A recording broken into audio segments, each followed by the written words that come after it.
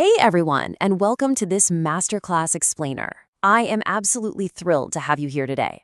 We are jumping right into the undisputed heavyweight champion of geotechnical engineering, soil properties and phase relationships. Now, if you're gearing up for GATE, SSC JE, RRB JE, or even your university exams, you are exactly where you need to be. We're going to lock in those heavy exam marks today, for sure. I want to shift how you think about soil. We're not just looking at dirt anymore. We're looking at a highly complex engineered material. So get your notebooks ready, because this is your ultimate revision session. Ever wonder why massive buildings, bridges, or dams just collapse? Well, spoiler alert, it's rarely because the steel or the concrete was weak. Almost always is because the ground right beneath them failed. And that right there, that is the real-world stake of geotechnical engineering. Think about it. Highways, bridges, skyscrapers, they literally all sit on soil. If we don't understand the precise engineering properties of the exact soil we're building on, the foundation design fails and disaster strikes. So to prevent that, we've got to start at the microscopic level. Okay, let's dive into our roadmap for today. 1. Introduction to soil engineering. 2. Soil formation and types. 3. The three-phase system. 4. Important soil relationships. And 5. Common mistakes and tips. Section 1. Introduction to soil engineering. Let's lay the foundation of our knowledge before we try to build anything on top of it. Every single grain of soil you walk on was actually once a massive solid rock. It's true. The process that breaks it down is called weathering. Physical weathering literally cracks rock apart through things like wind or freezing water. Chemical weathering alters its actual composition, kind of like rust eating away at metal. And biological weathering, well, that's just nature's brute force. Imagine a tiny, delicate tree root slowly splitting a multi-ton boulder completely in half over a few centuries. Section 2. Soil formation and types. Once a rock turns into soil, a really crucial question pops up. Does it stay put or does it travel? Because the answer to that drastically changes its engineering properties. Broadly speaking, soil is either residual, meaning it stays exactly where it was formed, or it's transported. Transported soils are the travelers, and they're named after how they travel. River water carries alluvial soil, the ocean drops marine soil, the wind blows aeolian soil, like sand dunes or honestly the dust that always manages to find its way onto your bookshelf. Still lakes form lacustrine soil, moving ice creates glacial soil, and gravity simply pulls colluvial soil down a mountain.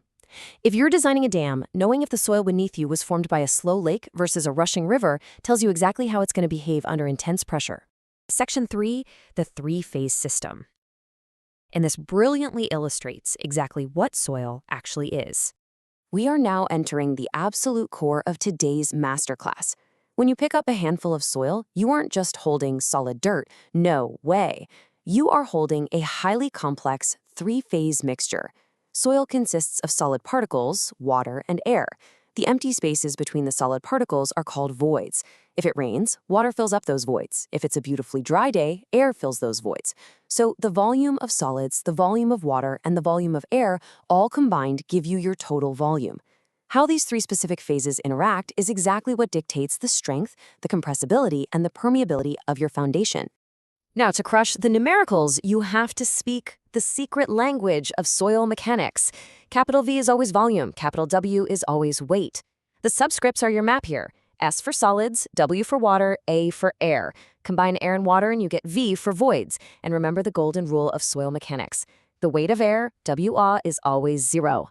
Lock these notations into your memory right now. Section 4. Important soil relationships. All right, flex those math muscles. We are moving to the relationships.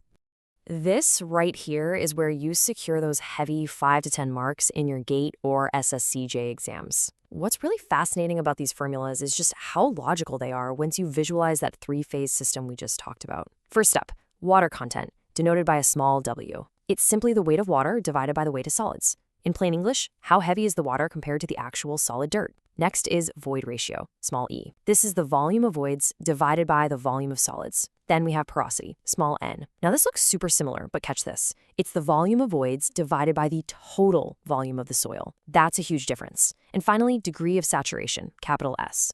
This is the volume of water divided by the volume of voids. If the soil is totally bone dry, S is 0. If every single void is filled with water, it's fully saturated, so S is 100%, or 1. In the exams, you'll often have to prove how these parameters actually connect. But here's a pro tip. If you master the E and N derivation, that is, void ratio and porosity, you never have to blindly memorize them again. Step 1. Start with what we already know. Porosity N is volume of voids over total volume. Step 2. What exactly is total volume? Well, it's volume of solids plus volume of voids. Step 3. If you divide the numerator and the denominator by the volume of solids and substitute our definition for void ratio, you land perfectly at the golden formula. N equals E divided by 1 plus E, or flipped around, E equals N divided by 1 minus N. Honestly, practice this derivation until you can write it out with your eyes closed. Section 5. Common mistakes and tips. Okay, we've covered the theory and the math.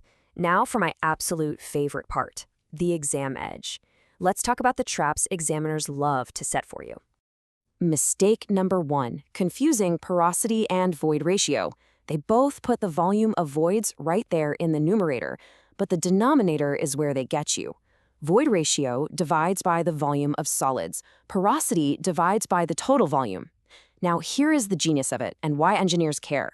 Because total volume changes if the soil is compressed, but the volume of the actual solid grains stays completely constant. Engineers strongly prefer using void ratio. It's just a much more reliable metric. Seriously, drop that conceptual nugget in your next interview. Moving on, mistake number 2, treating density and unit weight as the exact same thing. They are not.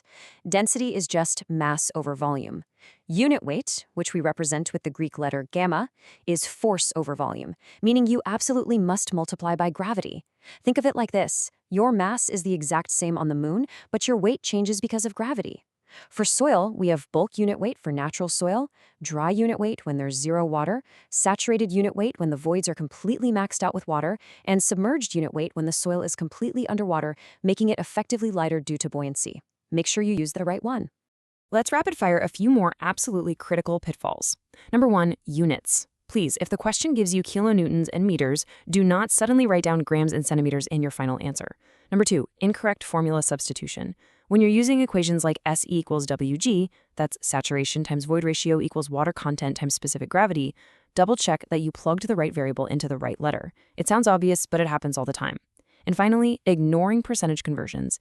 If porosity is given as 30%, you must use 0.30 in your actual calculation. Do not just write 30. These are the silly errors that literally cost you your rank.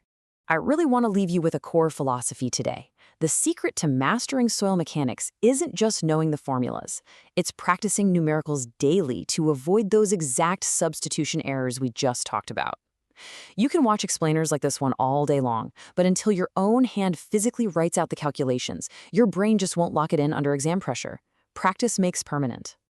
To wrap up today's masterclass, I want to leave you with a real-world interview question, just to test your new knowledge. Think about this for a second. Why does clay retain so much more water than sand? And what actually happens to a multi-million-dollar building foundation when the soil's void ratio unexpectedly increases? Ponder that, test yourselves on the formulas we went over, and keep practicing those numericals. Thank you so much for joining me in this explainer, and I will catch you in the next one. Keep learning.